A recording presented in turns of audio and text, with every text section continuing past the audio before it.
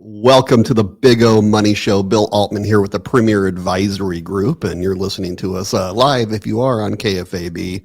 And we are pre-recorded a couple days, so not totally live, but it airs first on Sunday morning at 8:06 on 1110 KFAB, right here in the Big O. But we spread so far and wide, so throughout Nebraska and Iowa and North and South and all kinds of fun stuff, guys. Right. So here we are, Tony. I mean, wild. Here we are. Yeah, we got a wild week ahead of us. We had a wild week behind us. We had a welcomed rain last week and into some nice 60s this week.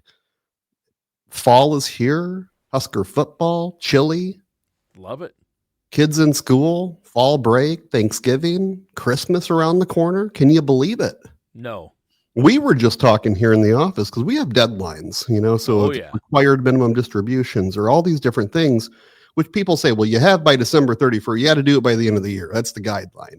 Well, not everybody can submit everything then to a company, expect them to get it done. So we like to provide a little relief and help these companies out. So we're a type of firm that likes to get our required minimum distributions taken care of ahead of time. And some people will ask, well, when should I do my required minimum bill? Because you got to start thinking about that. Unless it's your very first time taking one, you want to do it before the end of the year. So some people confuse it with like an April 15th date, Tony. And they'll say, well, I can do it by then. Well, you can do certain things with taxes by April 15th and contribution wise or filing wise or whatever it may be, but not required minimum distributions. Only on your first one you can do that. But on all the ones after that, you have to have it done by 12/31, December 31st. And so if you're not thinking about, if you haven't done it, or if you don't know you've done it, or you have multiple IRAs out there and you have this 401k that's been sitting out there and you have this other thing that's been sitting out there and you don't know if you've taken it from all of them, or do I have to take it from all of them? Do I have to take it from just one of them and combined amount? Where's it coming from? You just don't want that 25% penalty. So you want to make sure it's done. So if you get it done, you avoid the 25% penalty. We have to figure out where to take it, why we're taking it from that bucket, right? So that's a really important thing right now, required minimum distributions. Simple, right? But we're dealing with that. So, I talk about Thanksgiving and Christmas and people are like, well, geez, Bill, hold the phone here. It's around the corner. And so is next summer, folks. Yeah. You like it or not. And that's the planner in me. Yeah. And that's what we do for our clients is we make sure we're looking way out there and certainly not just 6 months out there, but we're looking way out there. Yeah. But there are deadlines too. I mean, Medicare, and we got to get it done before the deadlines. Yeah. So now, and so then other people will say, Tony, I think you even mentioned to me one time, well, Bill, when's the best time for someone to take their required minimum? This was on a prior show. Yep. And that kind of depends. Some people in retirement like to budget monthly and they want that monthly income coming in. And it's almost like a reverse dollar cost average. So it's not like they're taking everything out at the beginning of the year and then paying themselves throughout the year. I would say that's your least favorable route, typically, right, if you're looking at statistically.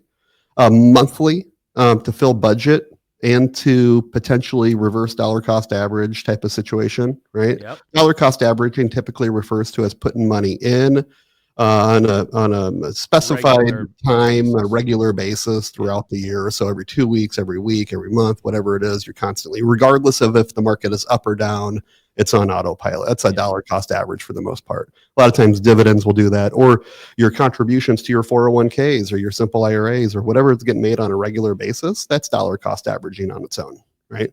So when you're pulling money out, I call that like reverse dollar cost averaging. But if we were to say, when's the real best, statistically speaking, not year by year, I don't know if it's going to be the best this year, or the best last year, or the best next year, whatever, right? But statistically speaking, knowing that our stock market is up over 70% of all the years since existence back in 1926 for the S&P 500 at least, we have statistically says the end of the year. But we can't wait until December 31. And why the end of the year? Because time in the market versus timing of the market. Right. It's impossible to time the market. And I say impossible. Give it as much time as possible. Yeah. Maybe there's some people out there that are just true whizzes and they can just time everything perfectly. I haven't met him. I don't think so. No. I haven't met him and I don't know if Warren Buffett met him yet. But maybe it exists. for the majority of people, for us average peons here, Joe's. Yeah, okay, Joe, whatever. I'm peon, you're Joe. So for us average, I'd rather be Joe, yeah. We go until the end of the year, right? Because it's the time in the market. The longer we're in the market, statistically, the better our accounts do. And that's not investment advice to give you. If you do want investment advice and you want to talk to us and engage us, our phone number for a complimentary consultation is 402-557-6730. 402-557-6730 or bigomoney.com. And we'd love to sit down and talk to you. Yeah, we have a great staff of people here, Tony. Oh, you got great people there. I mean, you've assembled a great team. You're very fortunate, I think, to have the team you have. I mean, Andrew, Jake, Bill Kaiser, Julie Dinan. I mean, just a great... Julie Moeller, Brenda Dinan. Brendan Dinan. I always flip their names, sorry. No, you're good. They're both wonderful people. They truly are. Both. Yes, yep. Don't tell them I did that. No. But they deserve the accolades because they do. All of them work very hard. They do. They're great at their jobs, that's for sure. You know, it's funny when kids come out, and I say kids, I'm going to refer to like Jakey right now. Jake Dinan. He's another one. I got you doing it. So there is a Jake Dinan though. So like you take Jake Block, fresh out of college, 24 or so years old. Yeah. You know, been with us for about a year and a half or so. And you know, you first come in and it's kind of like, oh, I graduated college, walk in with a little bit of a strut, maybe, you know, and then you quickly find out that college in the real world is quite different. And that's why a lot of people that, you know, never went to college, they went to College of Hard Knocks and they do very, very well. And that's certainly a fact. I know plenty of people that ever stepped a foot into a college and that did very poor in high school and beyond that are extremely wealthy. And, you know, I'm not saying don't go to college, and I think there's so much more to it and all that. My point is, you know, when we're hiring people, we're bringing people in that have the character that we're looking for, the person that can talk to our clients, the person that can deal with all types of people without passing judgment. I would say that's very important because people come from all different phases in life, and you might have the person that walks in all decked out and everything. They look incredible, that they, you know, struggling, don't have much or struggling in some fashion. And the other side of the coin, person walks in and taped up overalls and they're worth $40 million. You know, and so you have all walks, and so dealing with everybody, and you have people that have bad days that they come in and maybe they're just going to take it out on you, but it's not about you at all. It's about something else going on in their life. And so who can we hire that can deal with that type of situation in all walks and all people? Because we have an open door policy here where people, they can come in. It's not, you know, how often will you see us? Well, as often as you want. Now, you probably don't want to see us that often, right? But whenever you do need to see that, you know, I say original boss, but in professional world, original boss, really the big boss guy, Mark Heitz, American Investors. I remember Topeka, Kansas, I'm like 19 years old. He told me, we have an open door policy here. So anytime you need something or whatever, like he wasn't my direct boss or direct contact or anywhere close to my direct contact, right? But he said to me face to face in his big corner, massive, beautiful office, you know, with windows everywhere, floor to ceiling, all that kind of fun stuff. He said, open door policy. Anytime you need something, you walk right through the doors and talk to me. And I thought that was pretty cool. And as a 19-year-old, that's like, okay, wow, I feel better because of some of these other guys kind of give me some crap. I'm brand new here. I can go to big man, right? And never had it happen or anything. But we want to make sure that our clients feel that same way. So our employees certainly here have that. And I think they feel good about that. And that's what makes it real seamless around here and very harmonious. And same thing, the same deal with how we treat our clients. Yeah. So that's that. You know, people say too, I've had people, you know, call or come in first time from hearing the show or hearing something on the radio, or maybe they attended one of our events, whatever it may be, or a referral, where they say, you know, maybe I heard you on the radio, you know, and you kind of jump right in, but like, I haven't heard from you. I just moved here. Who are you? Where do you come from? And so I wanted to give a little quick briefing because over the last couple of weeks, I have had that come up. Mm-hmm. And, you know, because I'm not all out there. You're not seeing me on billboards. I'm not out there at a bunch of different events constantly, and more of kind of a shy guy, homebody, small group of friends, that kind of guy. That's who I am. Business. I don't know about shy guy, but well, you know, I would love to tell your life story. Bill's life. He was born under a cabbage leaf. His parents found him there. Yep, the tough Come one. in. Yeah. No, so born and raised right here in Omaha. And 3 other siblings, all younger, so I'm the oldest. Folks were born, mom was born here, South O. Dad was born early in Iowa, about 65 miles away from here on a corn and soybean farm. Rocco still lives up there now. The dad had, there's 8 of them, 8 kids in their family, 9 in my mom. So good, big Catholic families. Grew up baptized St. Our Lady of Lourdes, K through 8 at St. Wenceslas. Scott for a couple years, Millard West for a couple years, University of Arizona, met Danielle, graduated, got married, had Braden, moved to Omaha, and had 2 more kids, Kayla and Grace. And that whole time you were working in the financial field, right? After you graduated from Arizona. Yeah, while I was going to school there too. Graduated double degree, finance and marketing. Danielle graduated finance. She's always been in the real estate. She started commercial. She's residential, Berkshire Hathaway right now. Been doing it a long time, very successful. And so that's what we do. So this is all I've ever done. And so that my goal was to put together something that kind of encompassed a lot of other good firms. Like, what does this firm do really well at? What's this firm do really well at? What's this one? How can we put that together kind of under one roof and have a very well-oiled machine and build from the foundation up something very solid? And that's who we are. So a tax firm, estate planning attorneys, Medicare specialists, healthcare specialists, financial advisors, financial services professionals, all under one roof. So your clients, it's a one-stop shop, but you have experts in their field working in those areas for people. And that's right. Yeah. And it's really important to put all those pieces in the puzzle together. If it's not there, if there's a piece missing, it's incomplete. The puzzle just looks goofy, right? You're never going to somebody who can see the big picture, Yeah, that's good. And that's really we're doing those things in a vacuum is not as effective. No, and it's tough to talk to people, and clients will say, and we will too. Will you talk to my other advisor to make sure you're on the same page, because he knows he's not getting everything, and you're not getting everything, or what? That's fine. I get it totally. Would you? Of course, we'll talk to him. Absolutely. Is it as efficient and convenient? And does it really go perfect like that? No. Right? Because we don't work together. We don't see it. We don't talk every day together. So it's kind of like, I don't know what his active management doing or passive management. He doesn't know what my active or passive's doing, all that kind of good stuff, right? Same thing, will you talk to our CPA? Of course we'll talk to and work with your CPA. But again, our CPA is right here, like 20 steps from my personal office, right? So I can talk to them anytime. Hey, Julie, will you punch in if we did a $20,000 Roth conversion for Mr. Jones? Will you punch that in and see what it puts his tax bracket as effective rate, or does it knock him into a new marginal? What happens with that, right? And same, when I talk to Andrea or Cynthia, hey, Doc's missing a couple things on his estate planning docs that he thinks, and can you talk to him about that? Or this is what he says. What do you think?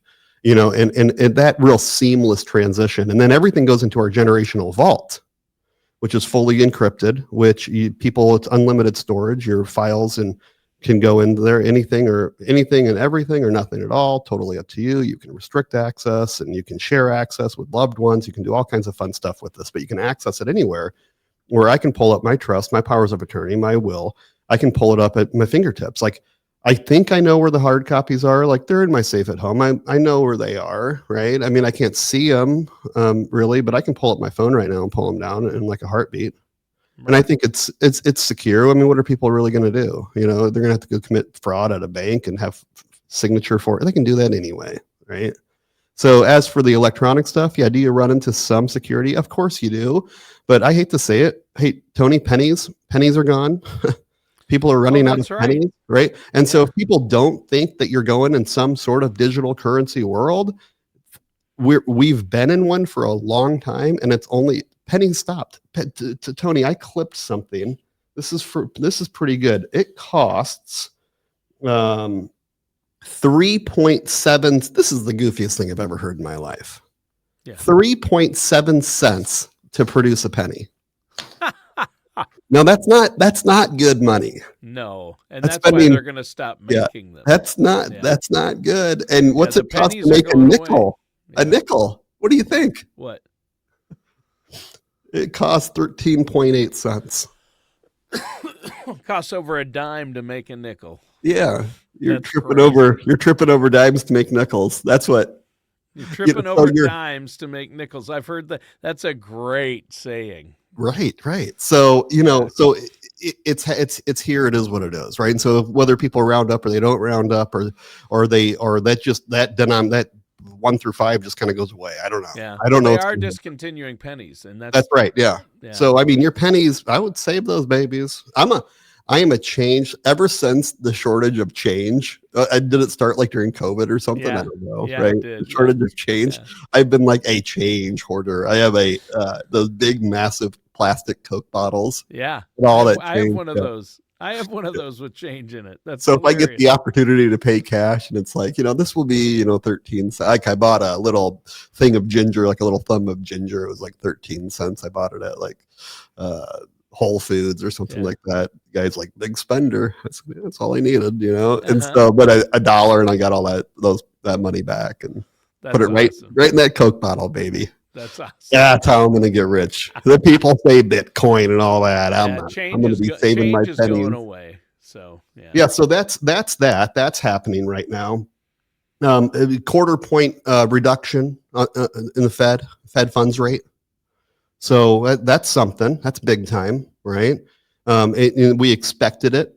We've been long awaiting these rate cuts. They're not promising anything for the next rate cut by any stretch. And they said Jay Powell said it is not, the chairman said it is not on autopilot. And so it's, don't necessarily expect it. And I will always tell people, do not assume that it's just going to happen because somebody says it will, whether it's a president or whether it's your neighbor or whether it's your advisor. Do not assume. And we all know what assume what that means. Yeah. Well, but they did lower it again just this past week. Another quarter of a point, which isn't a lot, but they did lower interest rates. So that's right. And that was kind of expected. But again, you never know. And you don't. Sounds like they're hedging their bets. So we'll see if they do it again before the end of the year or not.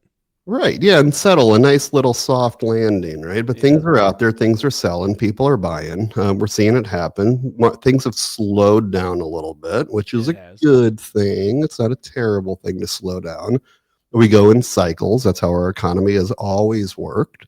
And so we'll see what we have coming up. We're supposed to come up to a pretty big spending time of year going into the holiday season, right? And so we'll see if that continues on. We'll see if we have a Santa Claus rally towards the end of the year. We'll just kind of see. We'll see what Black Friday turns out and how that looks. So we have a lot on our plate to look forward to. And just to kind of see, again, how we invest is very important. How you invest is very important. Knowing where your money is at and what type of direction it has, what type of income it's going to provide you, how reliable will that income be in retirement? How much income do you need? What's inflation in the future going to look like? How much are taxes going to eat in to that income? All of those things are very, very important. And we have to watch it very close. So when we're looking at things, we're really looking way out there, and we're looking out, on the estate planning side, people, your investment people. Yeah, well, estate planning's right there, baby. And so is Medicare, by the way. So if we're not watching those two things, your investments can go bye-bye. If you forget to sign up for Medicare or something, and we're as your advisor, the fiduciary, and we never brought it up into the conversation, what good are we? Or we never brought up to say, hey, we're your investment guy. I'm not a lawyer, Tony, but we're sitting down having our review. You, Sarah, and I are sitting down, and if I didn't bring up, hey, Tony, by the way, have you? When's the last time you've updated your will? Do you have a beneficiary on your house, and do you have the payable on deaths at the bank account for your bank accounts, making sure they go to the kids? So should something tragically happen to you and Sarah or whatever? Oh, geez, Bill, good. I'm glad you brought that up. Or yes, we have, or whatever the situation is. Sure. I need to bring that up. So I'm going to bring that up to you. We're going to dot all the I's and we're going to cross all the T's. And so you can ride off into the sunset in those golden years, right, without the worry of all this stuff. Yeah. Right. And you can make that one call. Call Bill. What's a call? Not Kill Bill. Call Bill. Yeah, thank you. Call Bill. We're gonna have Quentin Tarantino make a new movie called Call Bill. Tensions are definitely lightening up quite a bit with the U.S. and China. Seems to be, yeah. Wow, soybeans. He's over there, buddy with Yep. What's his name? That's right. China agreed to purchase 25 million tons of U.S. soybeans annually. Remember, that was shut off. I know. Port charges on both sides, U.S. and China. Believe me, I know. I've been on the phone with the guy. I've been on the phone with the guy who's renting my dad's farmland that he inherited, the farm down there in Worthington, near Worthington, just across the Iowa border there in Minnesota. Dad's got about 80 acres there that's farmed by this guy. And, it's been tough because of that situation with, the tariffs and soybeans. The farmers have had it kind of rough. So this is really welcome news that China has agreed to buy those soybeans because they've had to put them in bins and build new bins to store them, waiting, hoping the prices will go back up because prices have been down. There hasn't been any demand for soybeans, but now and corn. So now hopefully that will solve that problem, which is good for farmers. And tariffs down from 20 to 10%. Yeah. On that. So we're seeing great movement on that. Again, sometimes it's like the old saying, no pain, no gain. We had to get things realigned back in, and I don't think it necessarily, of course we want to say back in U.S. favor, but we also know if both sides can't walk away with some type of smile or smirk on their face, then it probably wasn't a deal that's going to last. Right. Somebody at some point very quickly is going to get upset about it. And so unless somebody takes real action and real control to say, hey, we really need to get this. We can't be paying your outrageous tariffs and you're paying nothing. And so all of our goods, and we can't just do that, right? And so we want to make sure that we can be independent. We can, but we can also use the globe as a tremendous resource to help all involved. Yeah. So that's important. G40I, dividend portfolio, blue chip dividend portfolio that's internationally based. I mean, having a great year. That's for sure. We're seeing that happen. So that's exciting. You don't always see that. So it's kind of a flip flop between that and the U.S. Usually the U.S. is, and again, please don't take this with a grain of salt. Don't use it, or take it with a grain of salt and don't use it for your investing philosophy. But we're going to see the U.S. positive or a much a clearer direction than the international markets. We're going to see more volatility internationally, and we always have. There's more things to take into consideration too, foreign taxes and things like that are important. But it is interesting that it's been up lately. It's been up. Well, but it's not though. They needed it. It had been way down, and so but it has been doing better as of late than the U.S. markets even at some point. So but the U.S. market's been just doing gangbusters. I mean, we have balanced portfolios, and I don't really think I can say what hit record highs again. S&P, the other week. But even our balanced portfolios, people are seeing double digits in these balanced portfolios, right? And it's like, oh, it's great, and that's not just us; that's across the board, by the way. So I don't want you to say we think we're doing anything crazy special. What we do crazy special. I will tell you this because it is special what we do, and that is making sure that all your I's are dotted and your T's are crossed, and really, really, truly looking at everything and truly being holistic. Now, our money managers are fantastic. They truly are. Portfolios are award winning, and that's been proven and truly award winning. Not just Bill saying, "Hey, they're award winning, they're fantastic." Go buy it, big, huge. I'm just saying, no, really, and they've been rated by their peers in different institutions. Our money managers are seen regularly on CNBC and across Bloomberg and all the different financial routers and all that. So it's really important that that because we are out there and we do seriously care about that. Care about your portfolio, your future income, and everything that's going on. Give us a call. 402-557-6730. Again, right here in Omaha, 557-6730, and call go to bigomoney.com. You can't call the website just yet, but we're working on it. bigomoney.com. All right. Thanks, Bill. Great show today. And that does it for today's episode of the Big O Money Show with our host, Bill Altman.